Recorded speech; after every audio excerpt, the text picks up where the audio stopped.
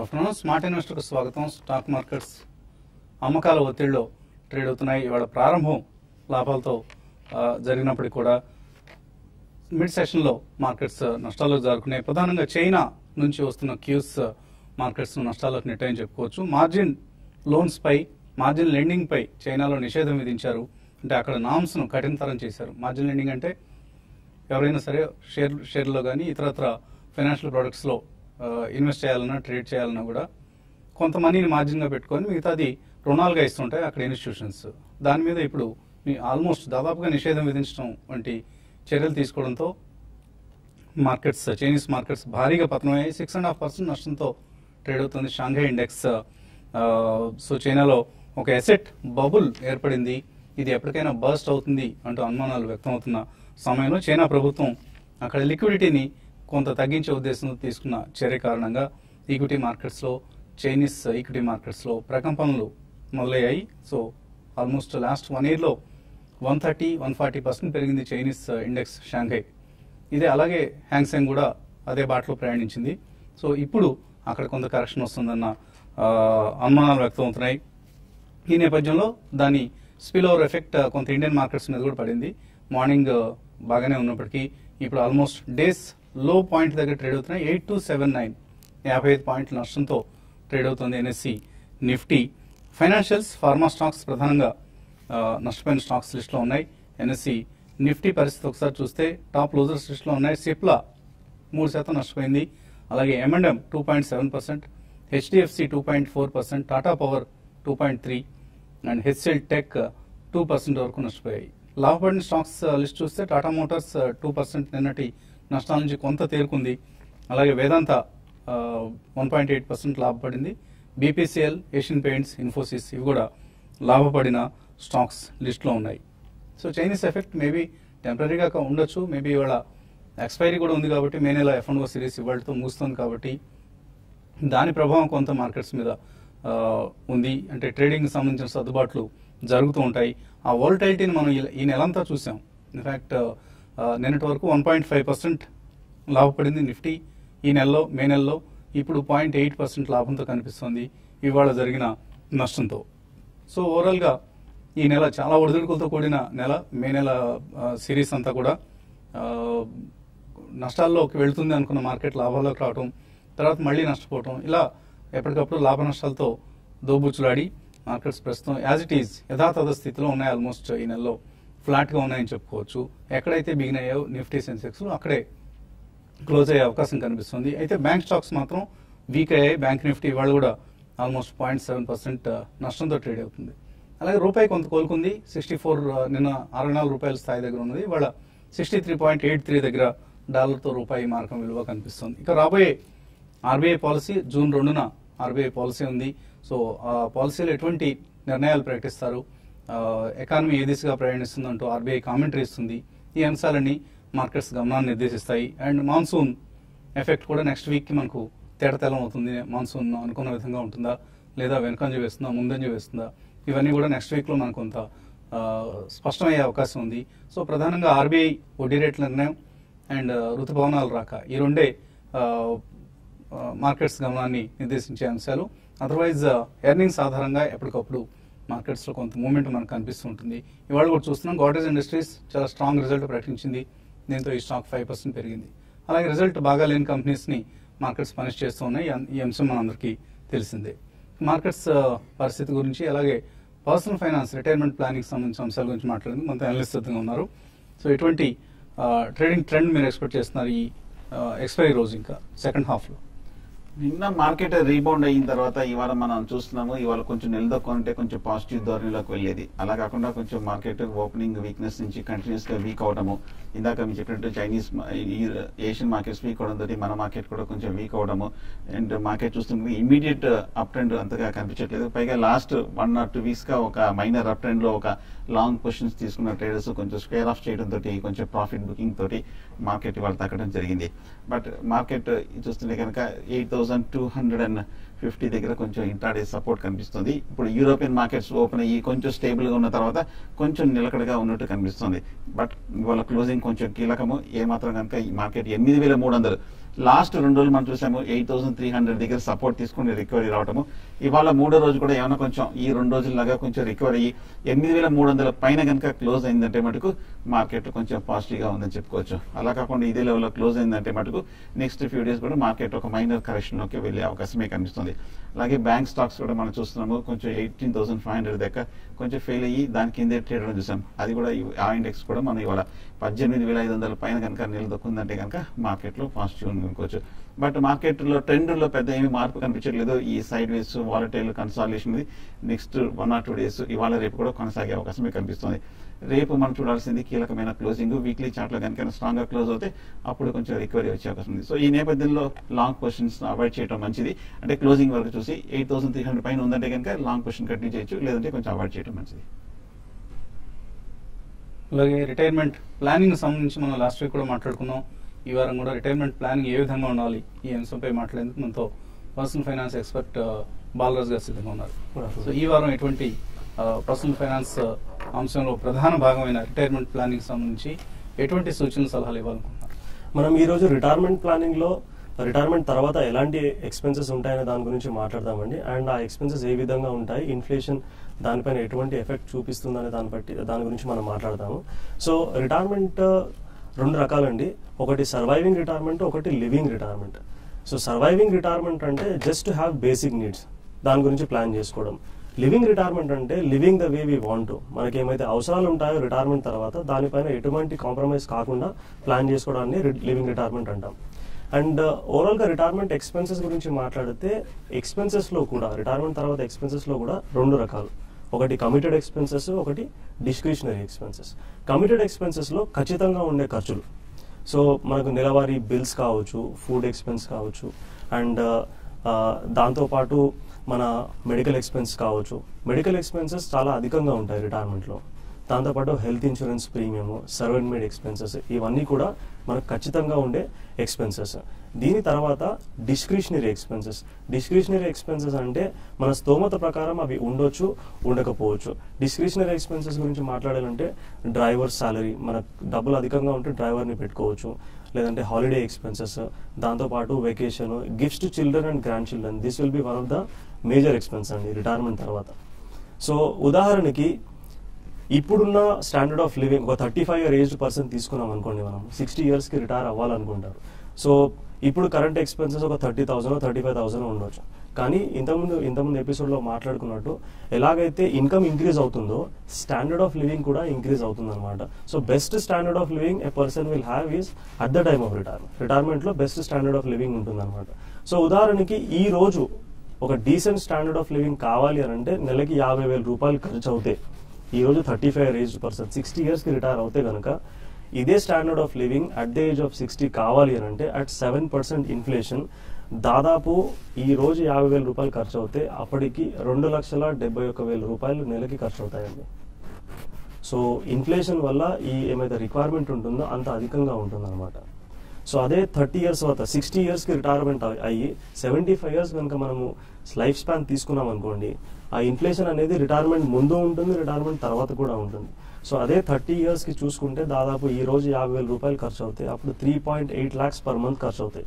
ఈ నంబర్స్ అనేవి చాలా అధికంగా కనబడతాయి, కానీ ప్రాపర్గా ప్లాన్ చేసుకుంటే రిటైర్మెంట్ అనేది మనం మంచిగా అచీవ్ చేసుకోవచ్చు. సో మీరు ఎటువంటి రిటైర్మెంట్ ప్లాన్ సిద్ధం చేసుకుంటున్నారు? ఇటువంటి ఖర్చుల్ని ఇన్ఫ్లేషన్ తట్టుకుంటూ ఉండాలంటే ఎటువంటి ప్లాన్ మీ దగ్గర సిద్ధంగా ఉంది? అంటే ఇప్పటి వరకు నేను కూడా రిటైర్మెంట్ ప్లాన్ గురించి పెద్దగా ఆలోచించలేదు. కానీ టీవీ ఫైవ్లో మీరు నిర్వహించే కార్యక్రమాలు చూసిన తర్వాత ఇది చాలా మేజర్ ఇష్యూ అని, ఇది ఒక సీరియస్ ఇష్యూ అనేది ఇప్పుడే కొంచెం అర్థమవుతుంది నిజం చెప్పాలంటే. బట్ ఈ మధ్యనే కొంచెం ఒక ఆంధ్ర బ్యాంక్ పాలసీ మెడిక్లెయిమ్ తీసుకోవాల్సి వచ్చింది. బట్ రిటైర్మెంట్ గురించి ఇంకా పూర్తిగా ఆలోచించలేదు. బట్ ఇప్పుడే అవగాహన వచ్చింది కాబట్టి నెక్స్ట్ ఫ్యూ వీక్స్ లో మీరు ఇంకా యంగ్గా ఉన్నారు కాబట్టి చాలా ఓకే అండి. కాలర్స్ లైన్ ఉన్నారు. ఫస్ట్ కాలర్ మధుసూదన్ రావు. హలో. హలో, నమస్తే అండి. సుందరరాజు గారు. నమస్తే అండి. జూన్ నిఫ్టీ 83 3 నిఫ్టీకి తీసుకున్నాను సార్. ఫీచర్స్ లో తీసుకున్నారు? ఫ్యూచర్ లో తీసుకున్నాను 83 83 23 8323. ఏంటి లక్కీ నెంబర్ ఇదేమన్నా? లేదండి, ఆర్డర్లో పెట్టాము అయింది సార్. ఓకే. వచ్చేటప్పటికి 83.50 లాస్ట్ 2 days చూస్తే కనుక అది ఫెయిల్ అయ్యి దాని కింద క్లోజ్ అవడం తోటి నిఫ్టీ మార్కెట్ కొంచెం షార్ట్ టర్మ్ కరెక్షన్ లోకి ఎంటర్ అయినట్టుగా అర్థమవుతుంది.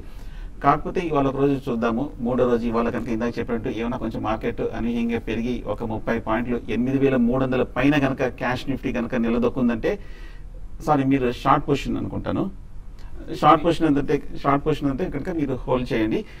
8,300 పైన ఒక స్టాప్ లాస్ పెట్టండి. నా ఉద్దేశం ఇవాళ రేపు కనుక ఏమాత్రం ఒక చిన్న డిప్ వచ్చినా కూడా కవర్ చేయడం మంచిది కొంచెం ప్రాఫిట్ తోటి. ఎందుకంటే మార్కెట్ ఫ్యూ డేస్ కన్సాలిడేషన్ లో ఉంది కాబట్టి ప్రాఫిట్ లో ఉన్నారు కాబట్టి మీరు క్లోజ్ చేయడం మంచిది. లక్నో నుంచి శైలజ లైన్ ఉన్నారు. హలో హలో, అడగండి శైలజ. నేను కోలింగ్ ఇవాళ 1 lakh షేర్స్ తీసుకున్నాను సార్. రిజల్ట్ బాగా వచ్చిందని పడిపోయిందండి అది, దాని గురించి. 1 lakh shares 1 lakh rupees invest చేశారండి? 1 lakh రూపీస్ తీసుకున్నాను సార్. 1 lakh రూపీస్, ఓకే అండి. 1 lakh షేర్స్ అంటే ఆల్మోస్ట్ 50 షేర్స్ తీసుకున్నానండి. కోల్ ఇండియా రిజల్ట్ ఇంకా రాలేదండి. కోల్ ఇండియా రిజల్ట్ వెలువడాల్సి ఉంది. సో రిజల్ట్ కు ముందు ఉండే నర్వస్నెస్ కారణంగా కొద్దిగా వీక్ గా కనిపిస్తుంది షేర్. మేబీ ఇంకా హోల్డ్ చేయండి. ఏ రేట్ తీసుకున్నారు మీరు? నేను 383 లో తీసుకున్నానండి. 383 లో తీసుకున్నారు కోల్ ఇండియా. ఏమైనా ఎక్కడ ఎగ్జిట్ కావచ్చు? కోల్ ఇండియా మీరు గత ఏడాదిగా చూస్తే కనుక లాస్ట్ మే నుంచి ఈ మే వరకు కరెక్ట్ ఇదే రేంజ్ లో 400 to 350 రేంజ్ లో ట్రేడ్ అవుతుంది. మీరు ఆ ట్రేడింగ్ రేంజ్ మధ్యలో 380, 375 లెవెల్లో తీసుకున్నారు. కొంచెం నా ఉద్దేశం ఈ ట్రేడింగ్ రేంజ్ నుంచి బయటపడాలంటే టెక్నికల్ గా ఒక మేజర్ న్యూస్ వచ్చి ఒక మేజర్ బ్రేక్అవుట్ వస్తే తప్ప ఫ్రెష్ అప్ ట్రెండ్ అనేది వచ్చే అవకాశం లేదు. ఇది ఒక షార్ట్ టర్మ్ ట్రేడింగ్ గా అనుకోండి. నా ఉద్దేశం నెక్స్ట్ ఫ్యూ డేస్ అయినా కొంచెం రీబౌండ్ అయిందంటే నో లాస్ నో ప్రాఫిట్ వచ్చినా సరే ఎగ్జిట్ అవడం మంచిది. అలాగే మరొక అంశం కూడా మీరు స్పష్టం చేయలేదు. ఇది ఇన్వెస్ట్మెంట్ కోసం తీసుకుందా లేకపోతే ట్రేడింగ్ కోసం తీసుకుందా అని. సో కోల్ ఇండియా మీరు ఒకవేళ ఇన్వెస్ట్మెంట్ కోసం తీసుకుంటే రిజల్ట్ తర్వాత డెసిషన్ తీసుకోండి. ట్రేడింగ్ గురించి అయితే రిజల్ట్ ముందే ఎగ్జిట్ కావడం మంచిదండి, రిస్క్ తీసుకోవడం ఎందుకు అన్న ఉద్దేశంతో. తర్వాత కలర్ లైన్ లో ఉన్నారు Nalini. Hello hello sir, good afternoon అండి. గుడ్ ఆఫ్టర్నూన్ అండి. చాలా మంచి ప్రోగ్రామ్ కండక్ట్ చేస్తున్నారండి TV5 వాళ్ళు. Hands off to all the team thank you. And experts కూడా చాలా థ్యాంక్స్ అండి. చాలా వాల్యుబుల్ ఇన్ఫర్మేషన్ మాకు ఇస్తున్నారు ఈ షో ద్వారా. ఇంకొక Thanks. చిన్న సజెషన్ ఏంటంటే Yeah. Half an hour 1 hour పెంచితే బాగుంటుందని మా సజెషన్ అండి. తప్పకుండా అండి, ట్రై చేద్దాము. మా మేనేజ్మెంట్ కనుక ఒప్పుకుంటే 1 hour కి ఎక్స్టెండ్ చేయడానికి మాకు ఎటువంటి అభ్యంతరం లేదు. అదే. ఇది నేను అబాన్ ఆఫ్ షోర్ షాప్ గురించి PFS గురించి తెలుసుకుందాం అనుకుంటున్నానండి. ఓకే అండి. ఏ రేట్స్? 65 లో 500 షేర్స్ హోల్డ్ చేస్తున్నాను. యాక్చువల్లీ ఇది 42 90 రూపీస్ టార్గెట్ అన్నారని ఫండమెంటల్స్ బాగున్నాయని తీసుకున్నాము. ఎలా ఉంటుంది? హోల్డ్ చేయాలా ఎగ్జిట్ చేయాలా? 42 రూపీస్ లో నడుస్తుంది PFS. నెక్స్ట్ ఇంకోటి అవాన్ ఆఫ్ షోర్స్. ఏ రేట్లో కొన్నారు? ఏ రేట్లో కొన్నారు అబాన్? అవాన్ 495 సార్. 495 లో అబాన్ ఆఫ్ షోర్ తీస్తున్నారు. PTC ఫైనాన్షియల్ సర్వీసెస్ 65 లో కొన్నారు. PFS చూస్తే కనుక అంతక్రితమే మన ర్యాలీలో లాస్ట్ 1 year గా 10 రూపాయల నుంచి 70 రూపాయల వరకు పెరిగి ఈ కొంచెం బాగా తగ్గడం జరిగింది ఈ మధ్యకాలంలో.